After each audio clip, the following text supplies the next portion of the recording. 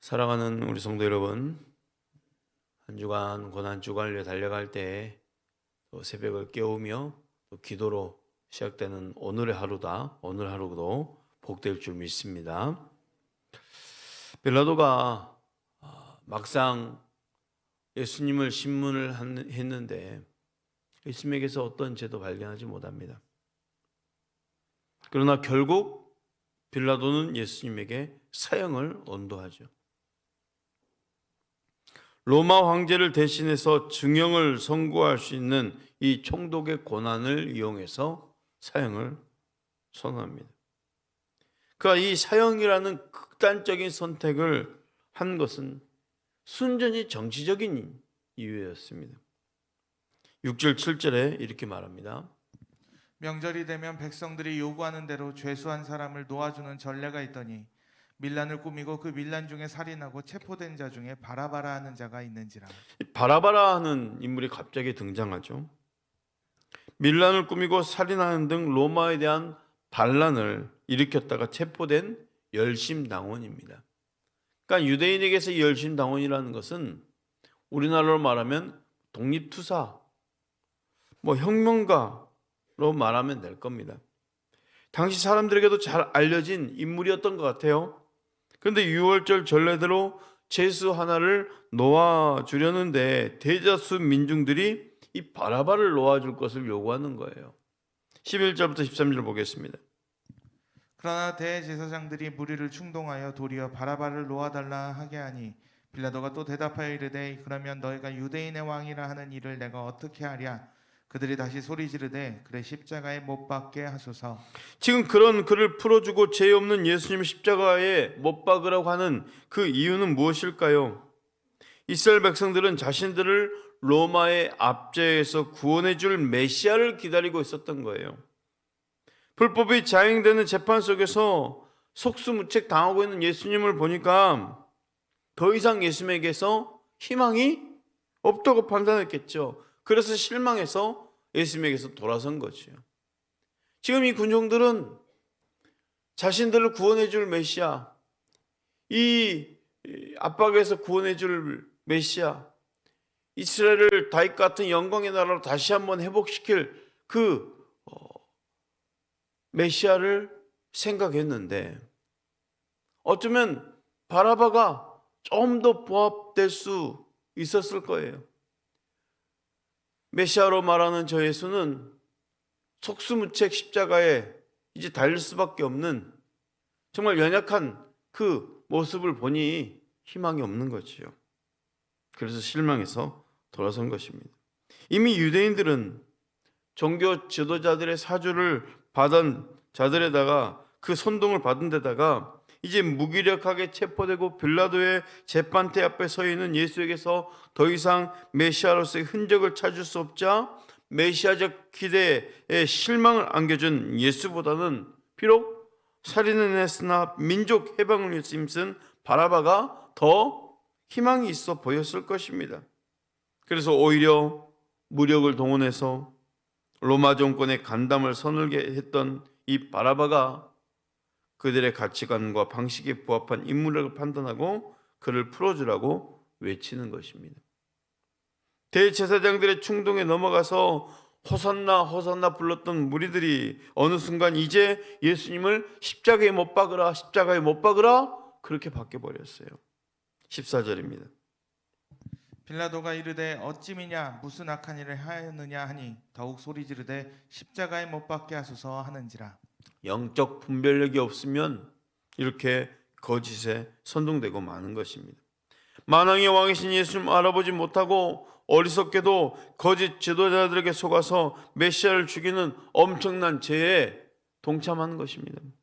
십자가 형벌은 너무 잔인한 형벌이었기 때문에 로마는요 자국민에게는 사용하지 않았고 노예들이나 반역자들에게만 사용했어요.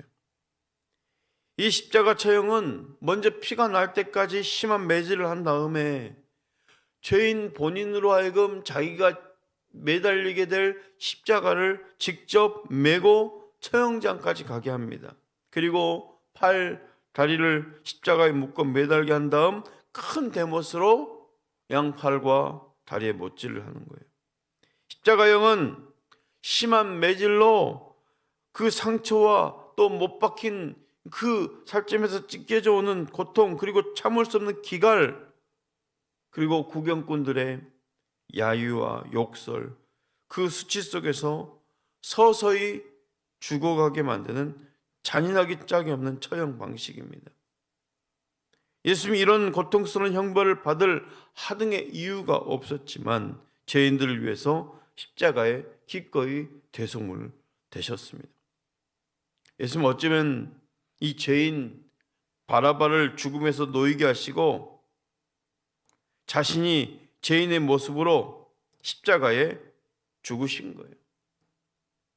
마땅히 죽어야 할 죄인 바라바 같은 나 대신 십자가에서 하나님의 저주를 받으시고 죄와 사망에서 나를 구하신 것입니다. 빌라도는 당연히 군중이 예수님을 놓아달라고 할 것을 예상을 했어요. 하지만 군중은 바라바를 외치는 거예요. 더 나아가 예수님을 십자가에 못 박으라는 거예요. 빌라도는 지금 예수를 이스라엘 백성의 요구대로 처리하는 것만큼 그들의 환심을 살 절호의 기회가 없다고 생각하고 정치적 이익을 위해서 예수님을 십자가에 못 박으라는 저들에게 내어줌으로 자신의 체계를 회피한 겁니다. 그래, 그럼 너희들 말대로 예수 십자가에 못 박게 하겠다. 하지만 이건 내가 한 게 아니야. 너희들 책임이야. 하면서 다른 복음서에 보면 손을 씻어요. 그래서 손을 씻었다는 것은 뭐예요? 나에게 책임이 없다는 거야. 하지만 사형 언도를 누가 내리는 거며? 빌라도가 내리는 거죠.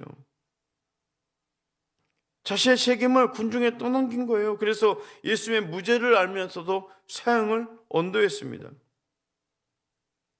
빌라도는 예수님의 죽음에 대해서 자신은 무죄하며 책임이 없다는 것을 확실히 하기 위해서 이 흥분한 무리들이 보는 앞에서 손을 씻었지만 영원히 이 예수를 죽인 자라는 그 신앙 고백으로 지금도 우리의 신앙 고백 가운데 본디오 빌라도에게 고난을 받으사라고 하면서 영원히 정죄되었습니다. 자신의 책임을 회피한다고 다른 사람에게 떠넘긴다고 자유로울 수 있는 게 아니지요. 15절 말씀 한번 보겠습니다. 빌라도가 무리에게 만족을 주고자 하여 바라바는 놓아주고 예수는 채찍질하고 십자가에 못 박히게 넘겨주니라. 순전히 지금 무리들을 만족시키기 위해서 예수를 십자가에 못 박은 거예요. 무리에게 만족을 주고자 라고 했어요. 여러분, 세상에서는 빌라도와 같은 처세에 능한 사람이 출세한다고 여겨지지만 하나님 앞에서는 아닙니다. 가증한 자요 영원한 저주의 대상이에요. 비록 진리를 행함으로 나에게 손해가 오고 또 위기가 닥친다 하여도 결코 불의와 타협해서는 안 된다는 거죠. 세상에 있는 잠시 잠깐의 유익을 위해서 영원한 하늘나라의 유익을 포기하는 것은 지극히 어리석은 자의 선택인 것을 여러분 우리는 기억해야 됩니다. 예수님은 이미 이 재판이 불법이라도 진행되어야 인류 구원을 위한 하나님의 계획이 완성된다는 것을 아셨습니다. 섬김과 죽음이 당신의 사명이었고 이제 그때가 왔으므로 잠잠히 죽음을 맞이한 것입니다. 메시아의 죽음은 유대 지도자들의 힘으로 차지한 저들의 승리 때문이 아니라 예수님께서 스스로 하나님의 뜻에 따른 순종의 열매였던 것을 믿으시기 바랍니다. 그 순종의 열매로 우리는 영생을 얻은 것이에요. 때로 우리가 억울한 일을 당할 때 대체로 나는 어떤 반응을 보였나요? 무엇보다도 나 자신의 억울함을 푸는 것이 최우선 순위였을 거예요. 그런데 예수님은 오직 하나님의 말씀이 이루어지는 데에만 초점을 두셨어요. 오늘날 우리 그리스도인들이 그리스도인으로서 살아가는 데에는 많은 지탄이 있을 수도 있고 웃음거리가 될 수도 있는 여건이 많이 있어요. 그러나 우리가 걸어가야 할 길은 세상의 가치가 아니라 하나님의 말씀이 유일한 가치이자 우리 삶의 기준이 되어야 된다는 것을 믿으시길 바랍니다. 오늘도 우리 또한 그리스도를 본받는 영성으로 오직 십자가의 그 길을 따라 묵묵히 걸어갈 수 있기를 축복합니다.